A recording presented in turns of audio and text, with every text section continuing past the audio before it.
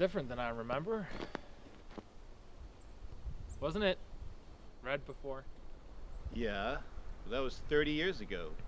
We painted it white when I was 15. Oh yeah, I remember that summer. Yeah, you, me, Billy Preston, and Tom Walsh stole Mr. Walsh's truck and crashed it in the field by the quarry. Tom had to work 3 years to pay his dad off for that one. And Dad got out the good switch for that one. Yeah, it always hurt a little less when you knew you deserved it. That sounds right. You know, I still think it looks better in red. Yeah. Well, you want to go inside and take a look around? Not really. Not yet. Well, let's go around back and let the nerves settle a little bit then.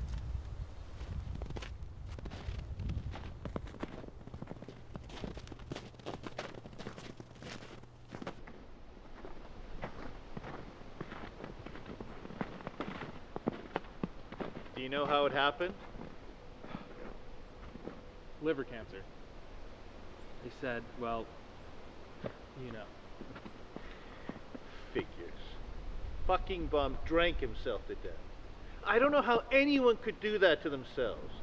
Just fucking wither away in your own filth.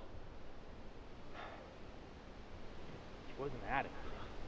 He was a bum, Mark. A fucking bum. He chose to sit around in that tool shed all day and drink. He made a choice to just sit and drink and not do something with his life. In my book, that will always make him a loser. I guess I'm a loser then too, huh? Oh, I didn't... No, okay? You don't know what it was like to have to live with Dad's special inheritance. Alright? You don't know what it was like to have to lock yourself in a room and hope and pray that one day you just don't relapse after you go through hell. Alright? I didn't make a conscious choice when I started using, and he didn't make a choice when he drank. So please, next time you have something to say, don't say it to me, okay? I'm sorry. I didn't mean to... Look, I never think about how lucky I was not to end up with Dad's special gift. But there's one thing that's different between you and him. You did something about your problems, and he didn't. That's why he's always going to be a loser. You know, you always were stubborn. Remember, when you're trashing him, you're trashing me too. Oh, come on.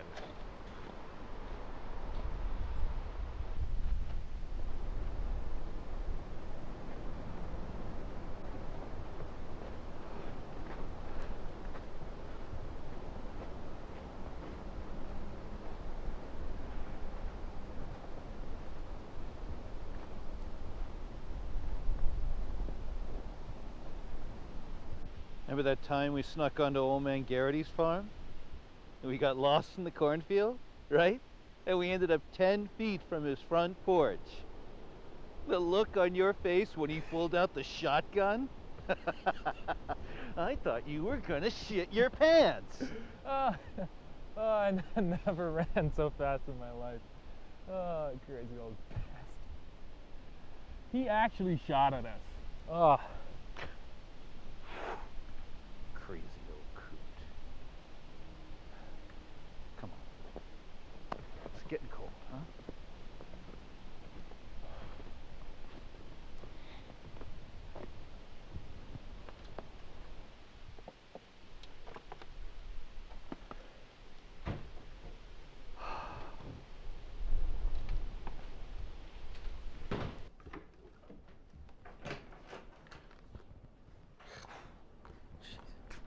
You, never really know how much stuff you have until someone dies.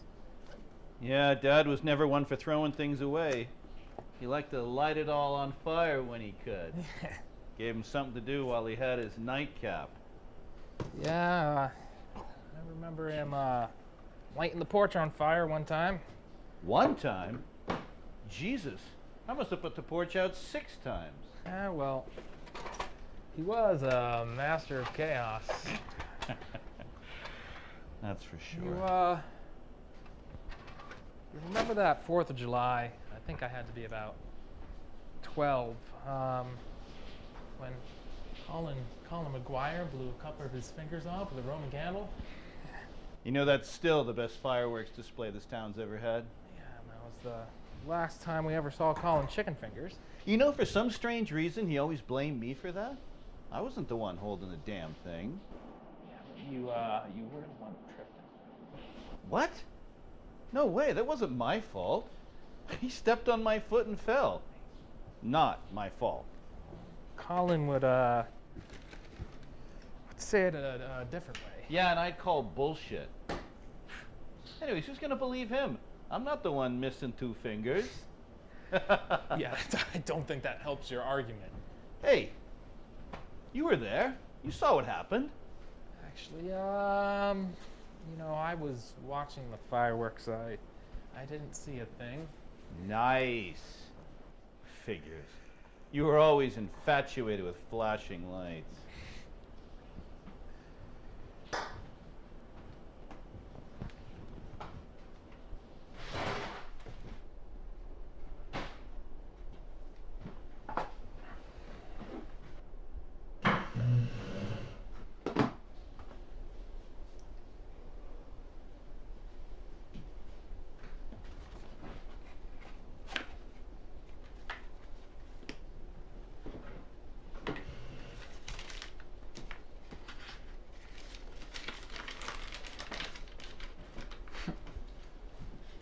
Wow, I can't believe it. What is it? It's the letter I left Dad the day I left home. I can't believe he kept it. He wasn't the most sentimental guy. Wow. Dear Dad, after what happened last night, I feel like it's time to move on. I can't stay here anymore. I'm seeking help for my addiction. I think you should do the same too. I've done a lot of fucked up things to Dave and I over the years, and I have to say that you're the reason I started doing heroin. But you're also the reason I'm going to stop. I can't have. I have better things to do with myself than listen to an old alcoholic tell me I'm worthless for being an addict. Fuck you. Sign.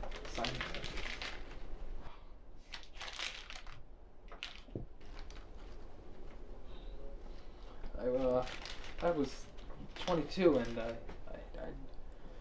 been working, been using for 4 years, and I didn't even say goodbye. I just left him this damn note. That bastard didn't deserve a goodbye. Hell, he didn't even deserve a note. He was probably so drunk when he read it, he didn't even know what it said.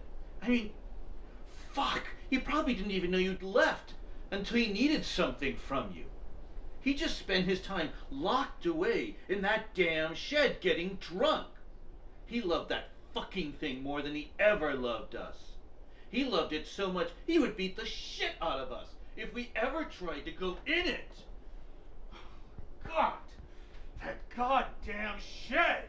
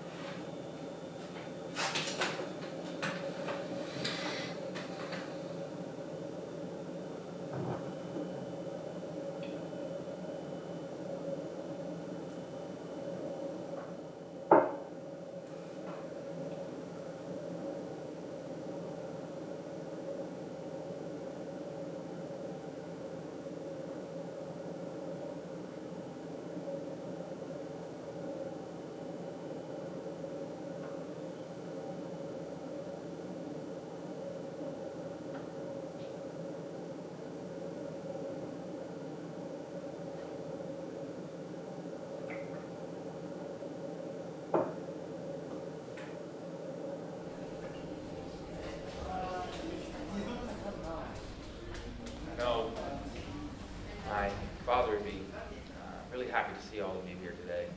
Being the only mechanic in town for 30 years, I know he really loved this community and he got to know a lot of you very personally. I remember being young and seeing everyone come in for some sort of car trouble or whatnot.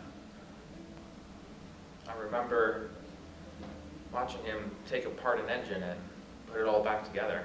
You know, he was always good with his hands like that. That's really all I have to say. I know my brother David has some words that he'd like to share with you too, so thank you.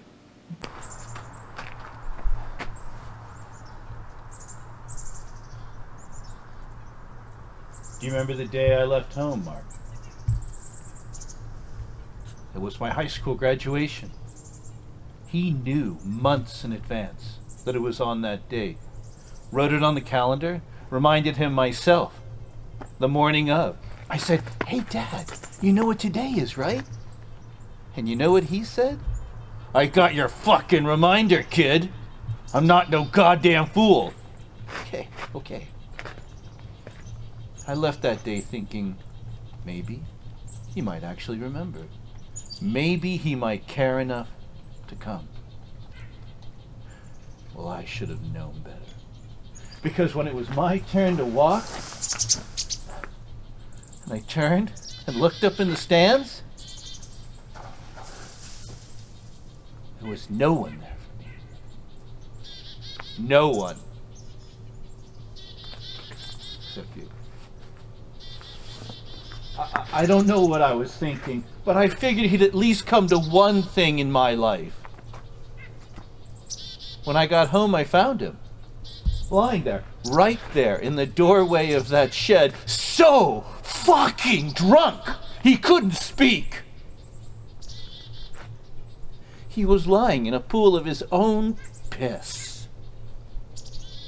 He chose to sit in that shed and get drunk all day rather than see his own son graduate. It was the one thing I ever asked him for, the one thing I ever wanted.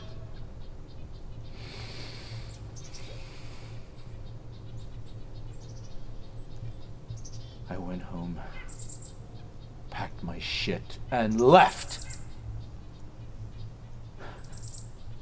I guess I finally learned that he didn't give a shit about us. He only ever cared what was in that fucking shed! Ugh!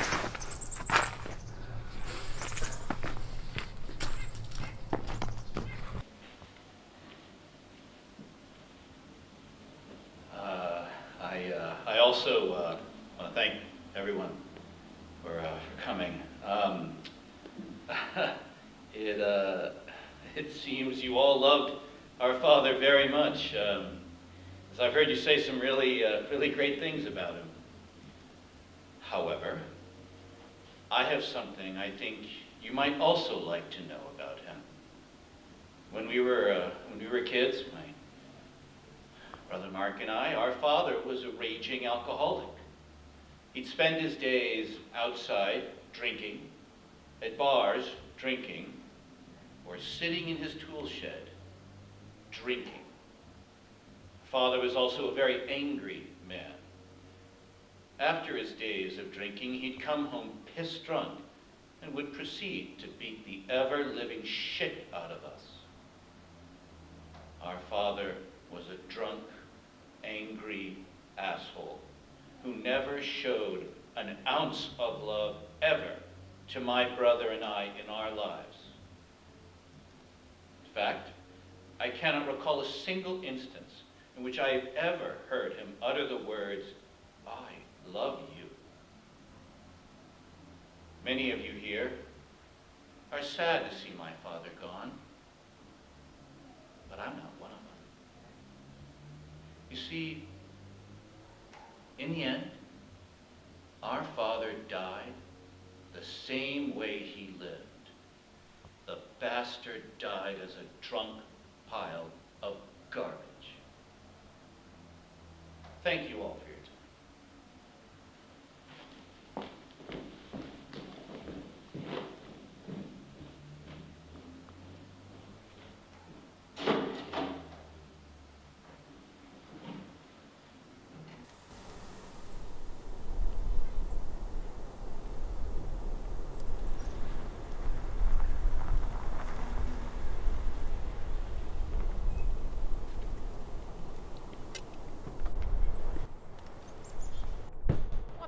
fuck is the matter with you? Oh, what? We're swearing now? Fuck you, Dave. Who do you think you are pulling that shit? What? I told them the truth. Hey, they deserve to know. That's not the truth, and you know it. You bashed your own father at his own wake. Oh, what, you think you're brave? You think you're strong? Hey, let me tell you No, something. let me tell you something. You think he hated you so much? You think that he really hated us that much? How come when you left home, he beat the shit out of me every night? Worse than before, too. Yeah? He'd come home every night and just wail on me. The only way I could get through his crap was heroin. All I had to do was go away and get high for a couple hours just to escape it. And one night he comes home, madder than worse, and says to me, he goes, "Wow, you worthless piece of shit. You should have just had the balls to leave home like your brother did. Look at you, you drugged up piece of garbage." And that's when I knew. At that exact moment, I understood why he was such an asshole for all those years. Why he treated us like shit. Because he was afraid.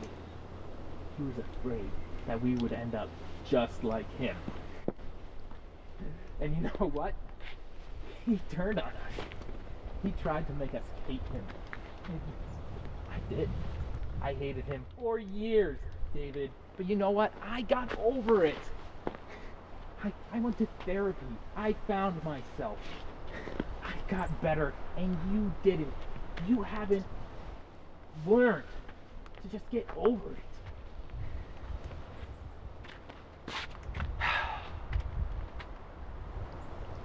Something I haven't told you.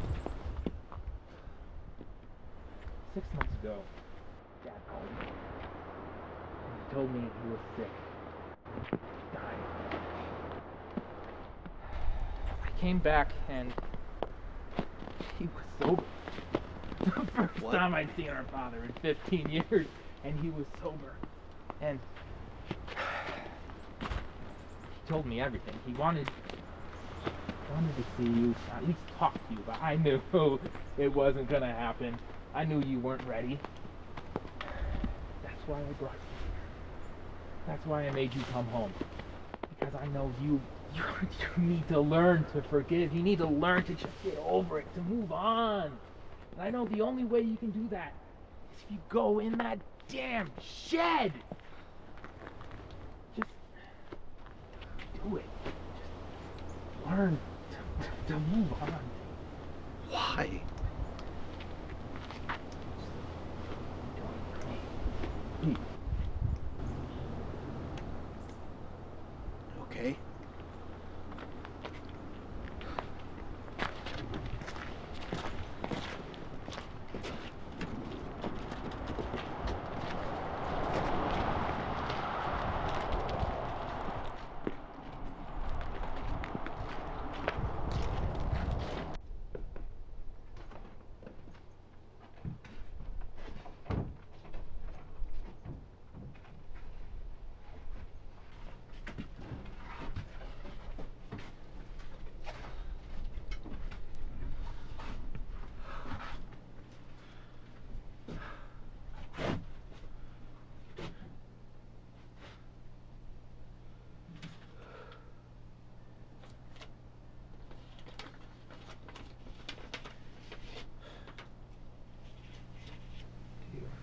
Want me to read it?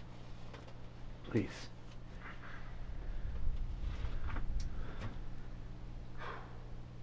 Dear David,